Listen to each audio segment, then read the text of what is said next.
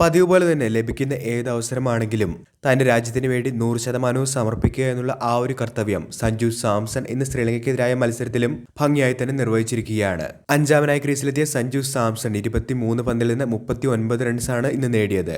സഞ്ജുവിനെ ഇതുവരെയും പുറത്താക്കിയിട്ടുള്ള വാനന്ദു അസരങ്കയ്ക്കെതിരെ 2 സിക്സറുകളടക്കമുള്ള ഇന്നിംഗ്സ് ആയിരുന്നു സഞ്ജു കാഴ്ചവെച്ചത്. സ്കോർ 92 നിൽക്കിയ അഭിഷേക് ശർമ്മ മടങ്ങിയതിനു ശേഷമായിരുന്നു സഞ്ജു എത്തിയത്. നല്ല പന്തുകളെ സൂക്ഷ്മതയോടുകൂടി കളിച്ചും മോശം പന്തുകളെ അതിർത്തി കടത്തിയുമാണ് സഞ്ജു ഇന്നിംഗ്സ് മുൻപോട്ട് കൊണ്ടുപോയത്.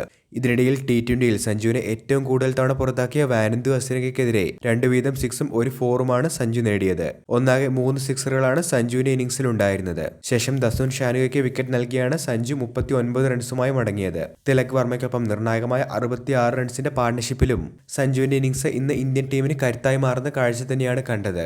അവസരങ്ങൾ നൽകിയാലും ഇല്ലെങ്കിലും തന്റെ 100%വും സഞ്ജു രാജ്യത്തിനു വേണ്ടി സമർപ്പിക്കുന്ന ഒരു കാഴ്ച തന്നെയാണ് ഇപ്പോൾ കാണുന്നത്. ഇതുവരെയും വേണ്ടത്ര ഒരു അവസരം ബാറ്റിംഗിൽ നൽകാത്തതിനുള്ള അമർഷവും തീർച്ചയായിട്ടും സഞ്ജുവിന്റെ ഓരോ ഷോട്ടുകളിലും പ്രകടമായിരുന്നു.